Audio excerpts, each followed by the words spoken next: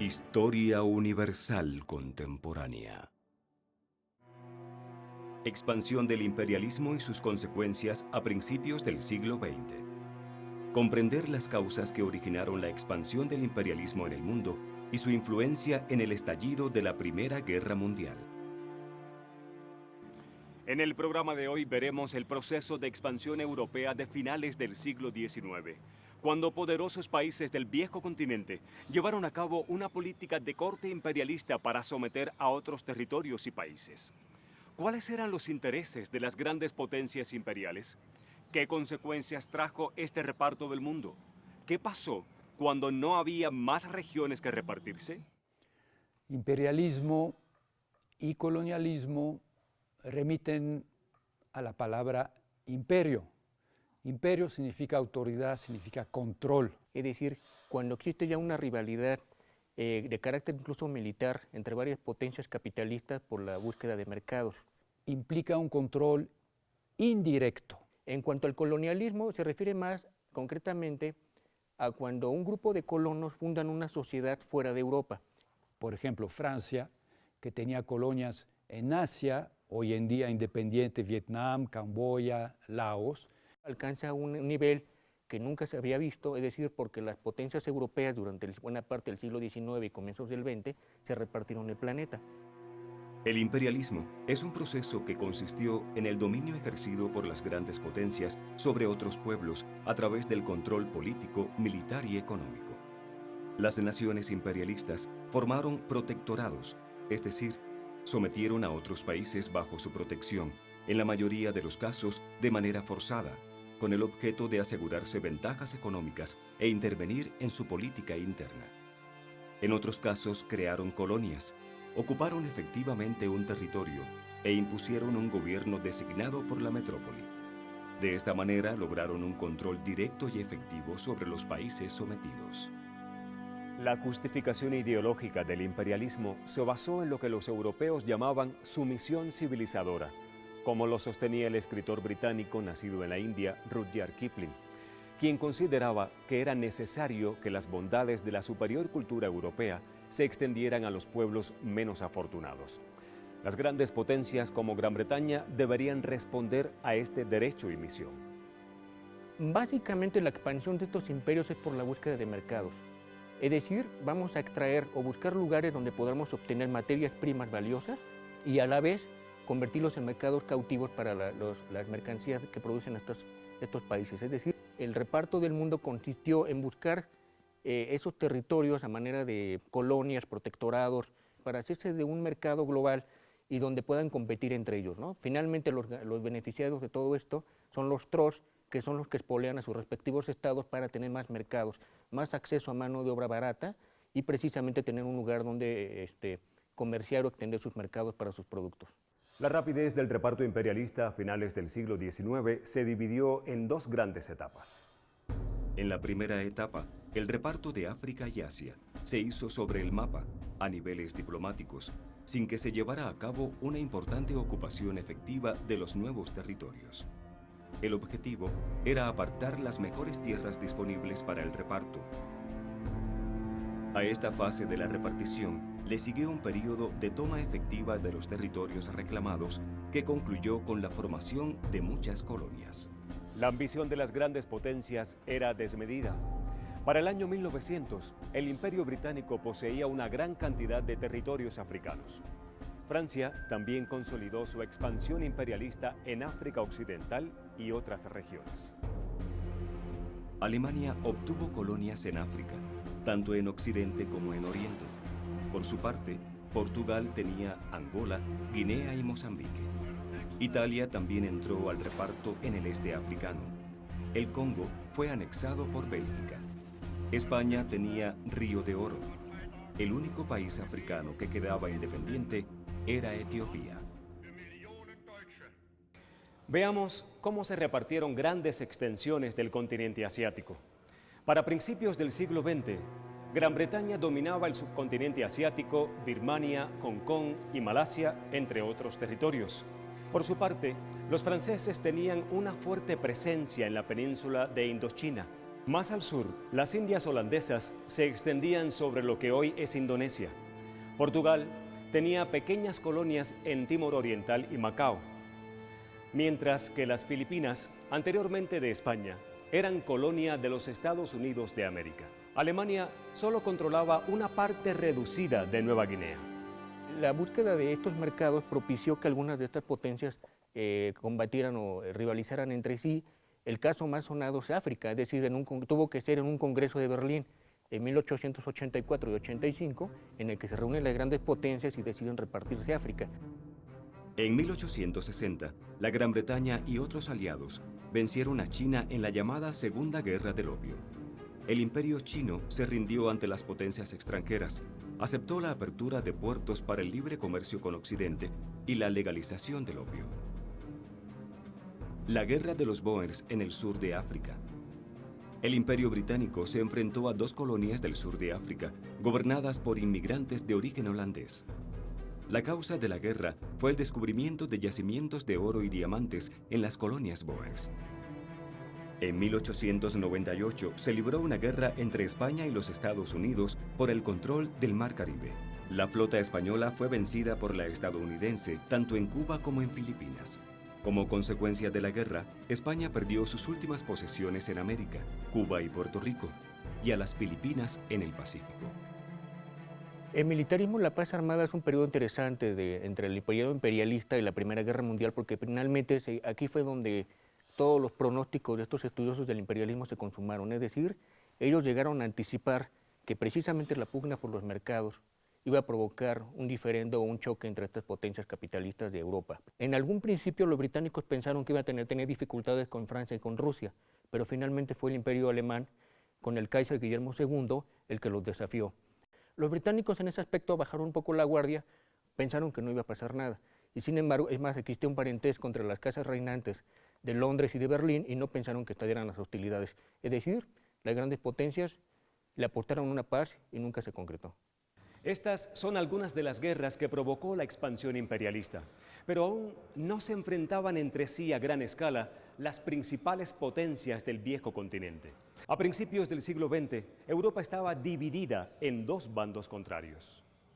Por un lado, la Triple Alianza formada por Austria-Hungría, Alemania e Italia, y por el otro, la Triple Entente, constituida por Gran Bretaña, Francia y Rusia.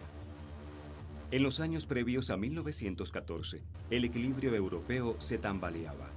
Alemania desafiaba la superioridad naval británica al construir aceleradamente una gran flota.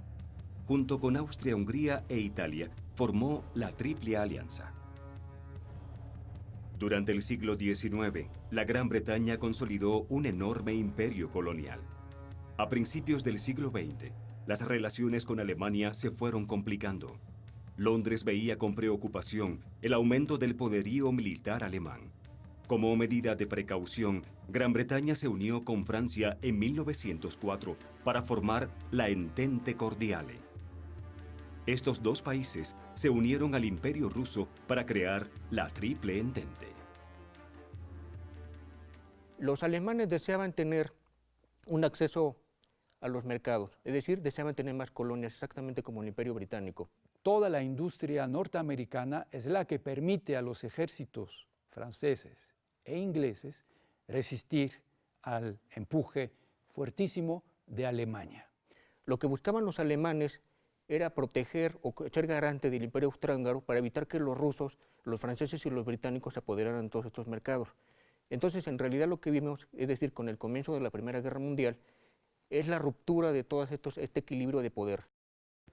Tras el asesinato del archiduque Francisco Fernando en Sarajevo, el Imperio Austrohúngaro declaró la guerra a Serbia. Alemania apoyó a su aliado austríaco y Rusia se movilizó para defender a Serbia. Debido a la Triple Entente, Francia y Gran Bretaña declararon la guerra a Alemania y Austria-Hungría.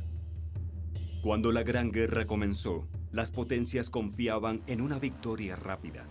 Se reclutaron miles de jóvenes y entusiasmados soldados que fueron enviados al frente de batalla como carne de cañón. En su marcha hacia Francia, el ejército alemán fue retrasado en Bélgica, lo que permitió que franceses e ingleses tomaran posiciones defensivas en el oeste de Francia. El frente de batalla occidental se estancó en una guerra de trincheras. Ni los aliados, Francia y Gran Bretaña, ni Alemania podían avanzar mucho. Lo mismo sucedió en el frente oriental entre Rusia y Alemania.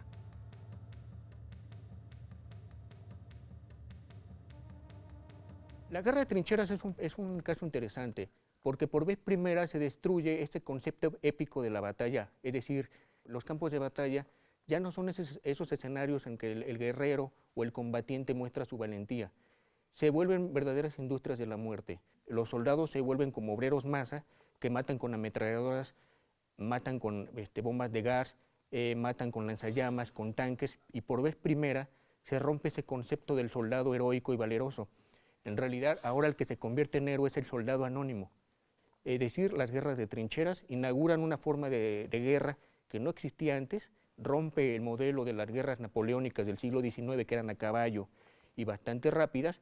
Ahora las guerras de trincheras vemos soldados feneciendo en las trincheras, cubiertas de barro durante meses, con ratas, sufriendo enfermedades. A grandes rasgos, las guerras de trincheras fueron una guerra de desgaste. La Primera Guerra Mundial, o Gran Guerra, como se le conoció entonces, fue el primer conflicto bélico que tuvo batallas en muchas partes del mundo. Fue también una guerra mecanizada como resultado del progreso tecnológico y científico que se tradujo en armas más efectivas para matar.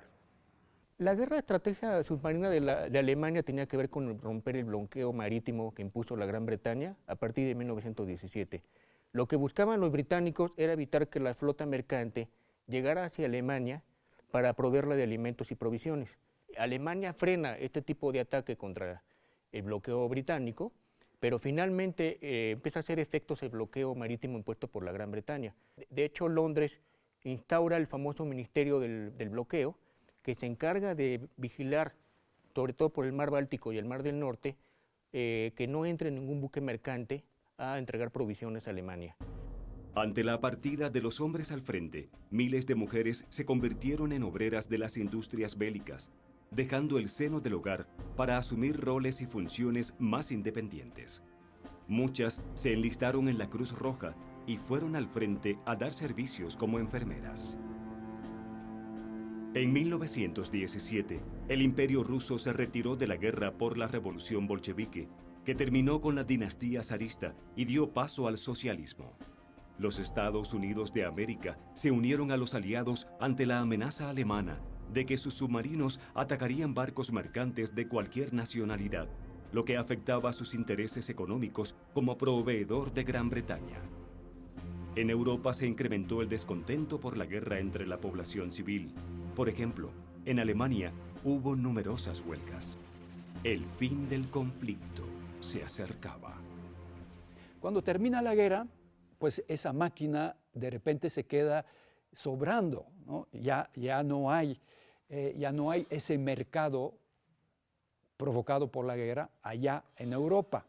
Aquí salió a relucir que lo que causó la guerra mundial fue una serie de acuerdos y tratados y protocolos secretos que negociaron muchos de estos cancilleres y estadistas, y que a la postre causó mucha impopularidad por parte de los países involucrados. Es decir, sembraron las semillas de lo que vendría después de ser un movimiento revisionista tanto por el lado de Berlín como de Moscú, que no se contentaron con lo que quedó finalmente de la Primera Guerra Mundial. El primer resultado es la destrucción de tres imperios: el Imperio Ruso, el Imperio Austrohúngaro y el Imperio Otomano.